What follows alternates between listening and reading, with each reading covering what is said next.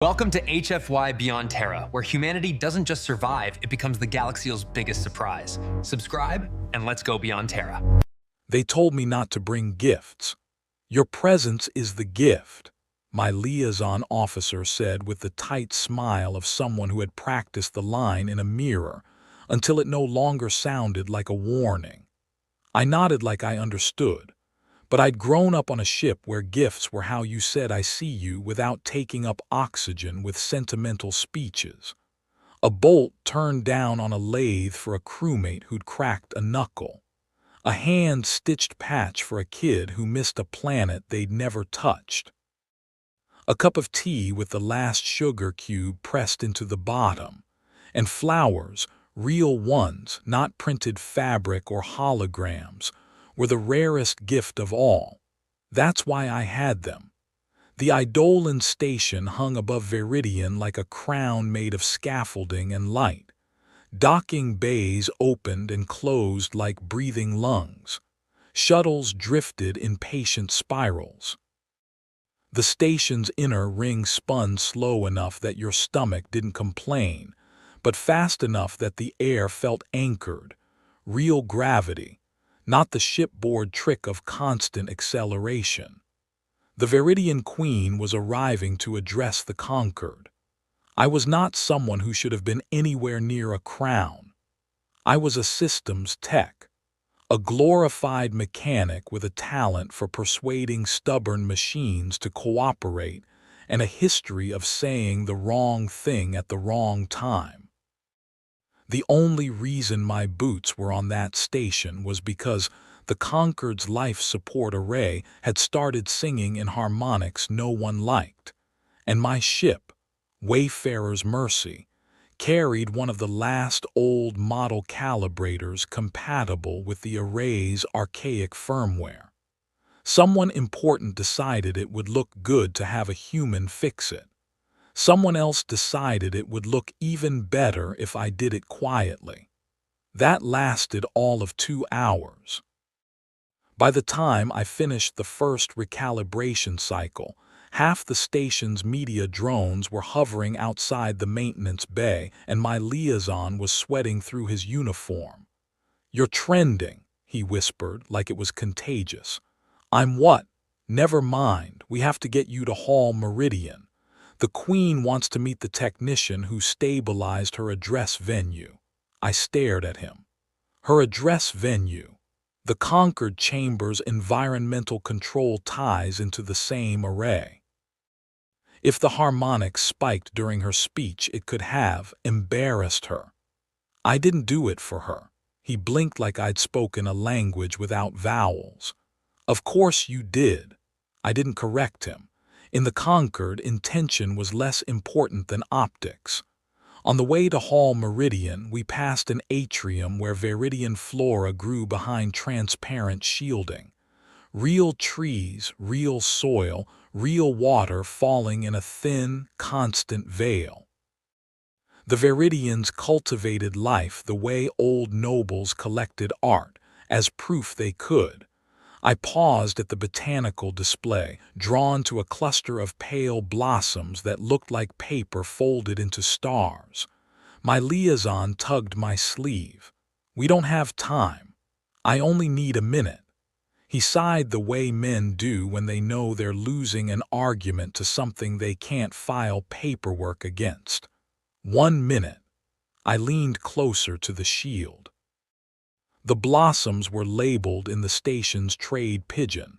Lumen iris, cultural significance, funerary/covenant/reclamation. Funerary, covenant, reclamation. I frowned. Those were not the words you wanted attached to a spontaneous gift, but the flowers were beautiful in the way of fragile things that had no business existing in metal and vacuum. And something about that felt like the right kind of defiance. A caretaker drone glided along the shield's edge, its manipulators folded like praying hands. It paused as if waiting. "I'm not allowed to remove specimens," my liaison said quickly. "I'm not asking you, I'm asking it." I looked at the drone. "Can you spare 3?" The drone's optics flashed. A moment later, a small panel opened at waist height. Inside, 3 cut stems rested in a sterile cradle, each blossom still alive and faintly luminous. My liaison went pale. "What did you?" I asked, I said, and took them gently. They were cool against my skin like moonlight trapped in petals. He swallowed. "Those are lumen irises. So the label says. Those are used in," he seemed to choke on the rest, "funerals," I finished, "and covenants and reclamations." His eyes widened. "You can read Viridian script." "I can read labels," I said. "It's my job to keep people from dying because they ignored warnings." He stared at the flowers like they were a bomb. "You cannot give those to the Queen." "Why not?" "Because," he took a breath as if trying to shape the universe into a simpler form. "Because Viridian tradition, because symbolism, because if you hand her funerary flowers you might be implying she is dead," I offered. He exhaled in relief that I'd provided the word, then looked horrified that he'd let it exist between us. "Or that you wish she were."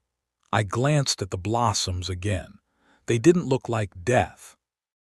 They looked like hope that stubbornly refused to be anything else.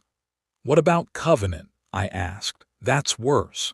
"How is that worse?" He leaned in and lowered his voice. "A covenant is binding, it's not romantic, it's political, it's legal, it's permanent." I held the flowers tighter. "So don't give them to her." "Yes," he said quickly. "Exactly." We resumed walking. The flowers' cool scent trailed after me, faint and clean. The closer we got to Hall Meridian, the less my liaison spoke. He was busy watching every camera, every drone, every uniformed guard with the intensity of someone anticipating an explosion. The hall itself was a cathedral built for vacuum and pride. Tall vaults of alloy arched overhead, inlaid with light that mimicked constellations. A long aisle of polished stone led to a dais where an empty throne waited, flanked by banners that shimmered as they shifted between colors. Viridian heraldry favored movement. They didn't like symbols that stayed still long enough to be questioned. At the far end, courtiers gathered in careful clusters. Their robes flowed like liquid metal. Their skin, some shades like polished basalt, others like pale sand, caught the light in patterns that suggested the geometry of insects and stained glass. Their eyes tracked me with practiced indifference that failed to hide curiosity. A human in work boots with a tool-calloused hand was not part of their expected scenery. My liaison guided me to a marked position beside a column just off the main aisle. "Stand here," he whispered. "Do not move unless instructed. Do not speak unless spoken to. Do not." His gaze flicked to my hand. "Where did those come from?" "You told me not to bring gifts," I said. His expression tightened. "I did. I didn't bring them. The station gave them to me." "That is not better," he hissed. "Hide them." I should have listened. But my fingers refused.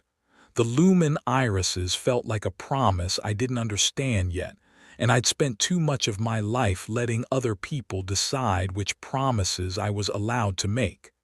A bell tone rippled through the hall, soft, layered, like glass struck underwater.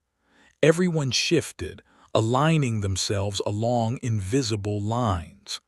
The doors at the back opened with a sigh. She entered without hurry. The Viridian Queen was taller than the images suggested, her posture so precise it could have been engineered. A cloak of dark fabric fell from her shoulders, threaded with tiny reflective filaments that caught and released light as she moved, making her seem less like a person and more like a phenomenon. A circlet of something pale and carved rested against her brow. Her guards flanked her, but they were background. The queen's presence pulled the eye the way gravity pulled matter, inevitable, unarguable. Her face was calm but not empty. It was the calm of someone who had learned the cost of visible emotion and paid it anyway when it mattered. As she advanced down the aisle, courtiers bowed in staggered waves.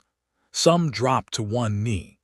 Some lowered their heads just enough to be recorded as respectful. All of it was performance and survival. I didn't know what to do, so I did the one thing that had kept me alive among people who expected me to pretend competence. I watched and copied. I bowed not too deep, not too shallow. The queen's gaze swept the hall, pausing on each cluster like she was counting them. When her eyes reached me, they didn't slide away. They sharpened. I felt it like a hand on my chest. She slowed just a fraction, but the hall noticed.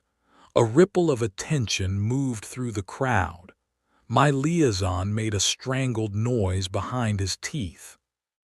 The queen took 3 more steps and stopped directly in front of my column, close enough that I could see the fine texture along her cheekbones, the faint line of fatigue at the corner of her mouth. Her guards tensed. Courtiers went very still. She looked down at my hands, at the flowers. For the first time since she entered, something flickered across her face, an expression so quick it might have been my imagination. Recognition. Then something worse. Hope. You, she said, and her voice carried without strain. It wasn't loud. It didn't need to be. I swallowed. Yes, Your Majesty. The title tasted wrong in my mouth, too heavy. You stabilized the chamber's breathing, she said. I calibrated the array, I corrected before I could stop myself. The chamber just benefited. A few courtiers made a sound like laughter disguised as a cough. My liaison's soul left his body. The queen's eyes narrowed slightly, not in anger but in evaluation. You speak as if you owe the conquered nothing. I owe it my work, I said. Not my worship. Silence fell so clean it hurt. A guard's hand moved toward a weapon. A courtier's mouth curved in anticipation. The queen lifted one hand, the guard froze, the queen's gaze returned to the lumen irises. Why do you carry those? My liaison had warned me not to speak unless spoken to. I had been spoken to. The universe, apparently, was in the mood for consequences. I saw them in the atrium, I said. They were beautiful, I thought. You might not get many things that are just beautiful. The queen's breath caught, so soft I might have missed it if I weren't watching her as if my life depended on it, which felt increasingly accurate. They are lumen irises, she said, the words weighted with meaning. I read the label, I admitted, and still you took them. Yes. Her eyes searched mine as if trying to find the lie that would make this safe. Do you know what you hold? She asked. I know what the label said, I replied. Funerary, covenant. Reclamation. A murmur ran through the hall like wind through dead leaves. My liaison made a sound that might have been prayer. The queen's fingers hovered near the blossoms without touching. Funerary, she repeated almost to herself. I'm not calling you dead, I said quickly. If anything, the opposite. Her gaze snapped back to me. I should have stopped. I didn't. On my ship, I continued, we give flowers when we don't know what else to do with gratitude, when words aren't enough, when someone's been alone in a way you can't fix but you can acknowledge. The queen's composure cracked, not a shatter but a hairline fracture that let something real seep through. You think I am alone, she said. The court held its breath. I realized with a sudden cold clarity that I was speaking to a person who had not been answered honestly in years. Yes, I said, I think your court is full, and you are alone anyway. Her throat moved. Her hand came up slowly, and this time she touched the petals. The lumen irises responded. The blossoms brightened, their inner light pulsing in a rhythm that matched the queen's heartbeat, an intimate thing the hall had no right to witness. The filaments in her cloak flared softly as if drawing light from the flowers. A courtier whispered, "Impossible." Another whispered, "The old resonance." My liaison swayed as if the floor had shifted. The queen's eyes closed for a heartbeat. When she opened them again, there was moisture along her lower lashes, quickly mastered but not erased. "You offer a reclamation," she said, voice suddenly quieter. "I offer flowers," I said, because that was all I understood. The queen stepped closer. Her guards moved, uncertain, caught between duty and disbelief. Protocol screamed. Tradition threatened. The hall's cameras drifted nearer like hungry insects. The queen looked at me as if I were the only solid thing in a room full of smoke. And then she did the unthinkable. She took the flowers from my hands, pressed them against her chest, right over where her heart beat, and wrapped both arms around me. A collective gasp slammed through the hall. I froze, every muscle locked in shock. Her embrace was firm, not delicate. It was the hold of someone who had been denied touch for so long they no longer trusted it to be real. Her cloak's filaments brushed my cheeks like warm rain. Then her face tilted up. Before I could find breath, her lips touched my cheek, one kiss, brief and precise. The hall erupted into sound. Voices rose, guards shouted, courtiers demanded, drones darted and blinked. My liaison made a noise that might have been a heart attack. The queen pulled back just enough to look at me. Her expression had returned to calm, but it was the calm of someone who had already burned the bridge and was now watching it fall with satisfaction. "By witness and light," she said, still holding the flowers against her, "this covenant is accepted." I stared. "What covenant?" Her mouth curved, not quite a smile. "The one you offered." I began, then stopped because half the hall was now turning toward us like predators scenting blood. A tall courtier stepped forward, robes shimmering with dark reds. Their eyes were hard as cut stone. "Majesty," they said, voice ringing with outrage carefully shaped into etiquette. "This is a breach." This is my choice," the queen replied. "The conquered will not permit." "The conquered does not rule me," the queen said, and the hall's temperature dropped by a degree. The courtier's gaze snapped to me. "Human, do you understand what you have done?" "I gave her flowers," I said helplessly. The courtier's lips curled. "You have bound yourself to her claim." "What claim?" I demanded, because it felt like everyone else had been handed a script. The queen's fingers tightened around the stems. "Reclamation," she said. The word echoed. It didn't sound like romance. It sounded like a blade sliding free. The courtier's voice sharpened. "A reclamation covenant is invoked only when the throne is threatened, when a monarch is being stripped, exiled, or erased." My stomach lurched. I looked at the queen. "Are you?" Her eyes held mine. "They plan to announce my abdication today," she said softly. "After my address. A voluntary transfer to a regent council. A quiet disappearance." The hall's noise shifted, threads of panic weaving through outrage. Several courtiers moved subtly, as if aligning with sides that had been decided long before my boots touched the floor. My liaison's face had gone gray. "This cannot be," he whispered. The treaty was written to keep the Viridian stable," the queen said, "not to keep me alive." The red-robed courtier's mask slipped. "Majesty, your paranoia," the queen's gaze cut them like cold light. "Do not insult me with the word you use for women who will not be obedient." A hush fell, dense with danger. My mind spun. I had walked into a maintenance contract. I had somehow stepped into a succession crisis with my hands full of glowing funeral flowers. Why would flowers stop that? I asked. The queen lifted the lumen irises slightly. The petals pulsed once, brighter, as if listening. These blossoms respond to resonance, she said, to truth held in flesh. Our ancestors engineered them as living witnesses. In the old era, a monarch could not be erased if a reclamation covenant was witnessed by lumen irises and accepted publicly. It forces the court to choose, uphold the monarch's claim or declare open treason. The red-robed courtier's expression twisted. Those laws are obsolete. The queen's voice was almost gentle. Obsolete does not mean invalid. It means inconvenient. I swallowed hard. So when you hugged me and kissed you, the courtier snapped, as if the word itself was a weapon. Yes, I said, dazed. That was legal. The queen's eyes softened just slightly. It was necessary. The way she said it hurt more than it should have.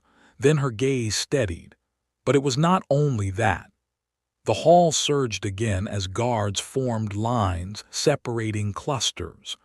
A drone floated close enough that I could see my own stunned face reflected in its lens. The Queen's captain of guard stepped forward, voice clipped. Majesty, hostile movement detected on the upper gallery. The red-robed courtier smiled with no warmth. You see, chaos, your majesty incites it. Above us, a section of the gallery railing shifted. Panels slid aside. The glint of weapon barrels caught the star-light inlay. My body reacted before my mind finished panicking. I moved half a step, instinctive, placing myself between the queen and the line of fire. I was not a soldier. I did not have armor. I had a toolkit back in the maintenance bay and a lifetime habit of standing too close to dangerous things. The queen's hand caught my sleeve. Do not, she said, sharp now. You are not a shield. Neither are you, I shot back, then realized how absurd that was. She was a monarch. Shields were literally part of her furniture. The first shot cracked. It wasn't aimed at the queen. It was aimed at the flowers. The lumen irises flared as the energy bolt passed close enough to scorch the air. Their light spiked, and for a heartbeat the hall was washed in pale brilliance. Every drone recorded it. Every witness saw the flowers respond. The queen's captain barked orders. Guards surged toward the upper gallery. Courtiers screamed and scattered. The red-robed courtier retreated with practiced grace, vanishing into the confusion like a drop of ink in water. A second shot followed, closer. I yanked the queen down behind the column. The stone was cold against my back. The queen's cloak pooled around us like night. Her breathing was steady. Mine was. Are you hurt? She asked, and it wasn't the ceremonial question of a ruler.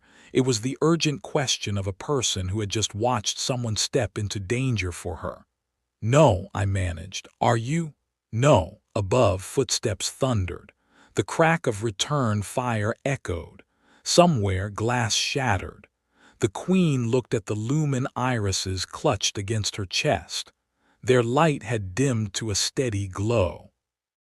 They tried to kill the witness, she said, and there was an edge in her voice now that made me understand why a throne needed guards.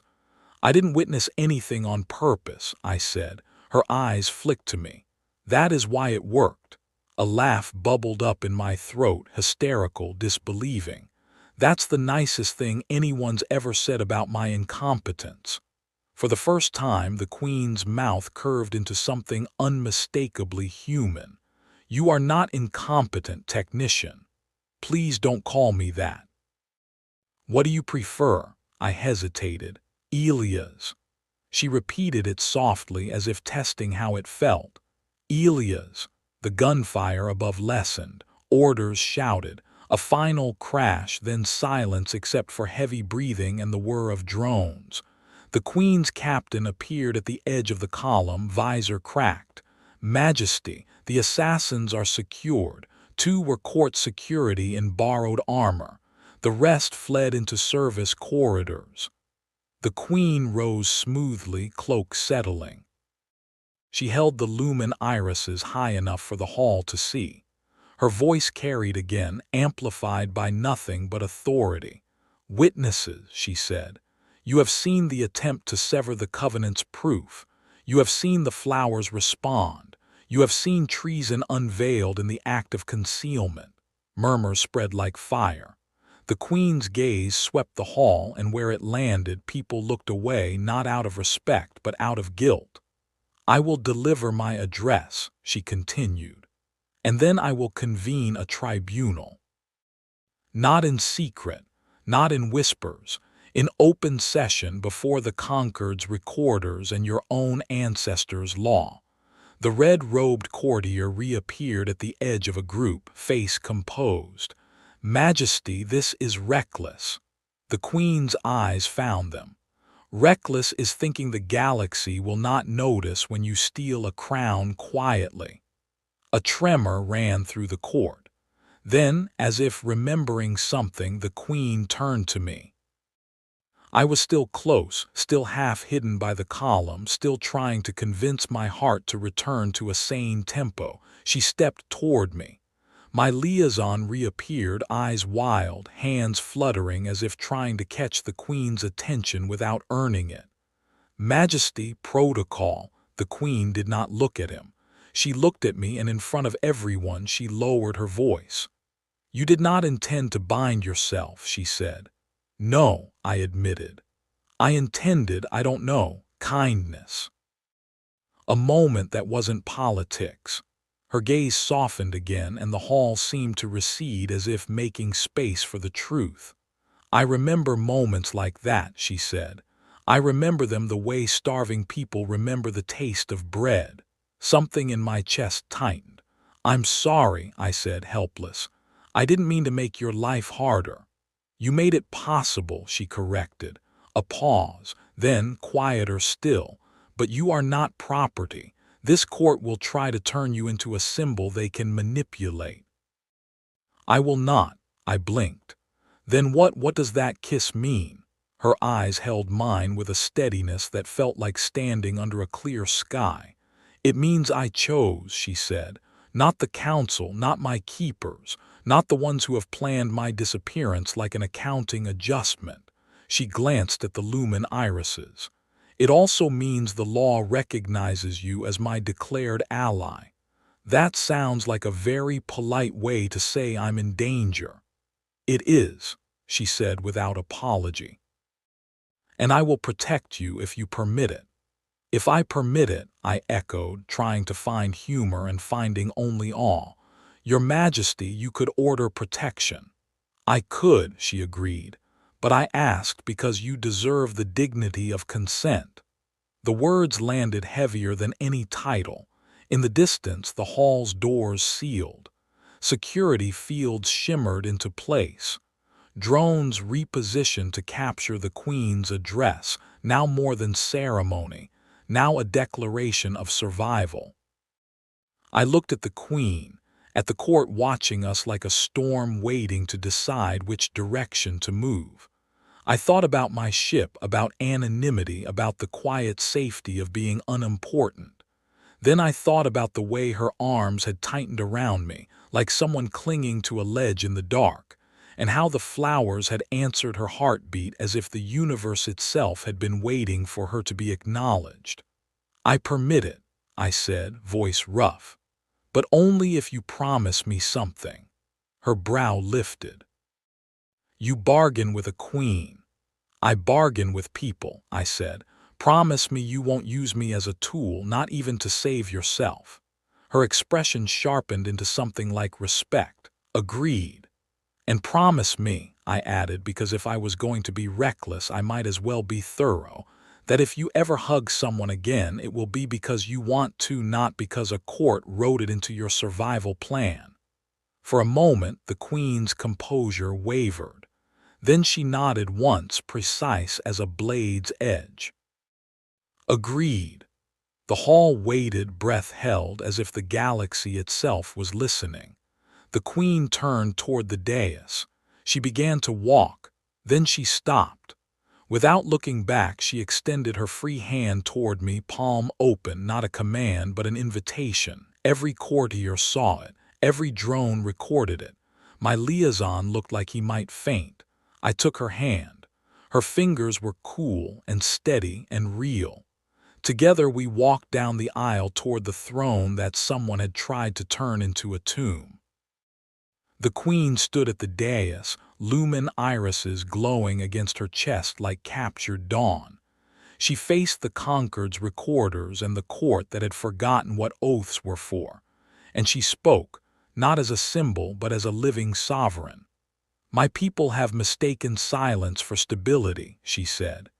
"They have mistaken loneliness for control. Today, in the simplest gift, I was reminded that life answers life." Her fingers tightened around mine, brief, subtle, but unmistakable. "And so I reclaim," she continued, voice rising with certainty, "not only my throne, but my right to be seen as more than the instrument of your ambitions." The hall held still.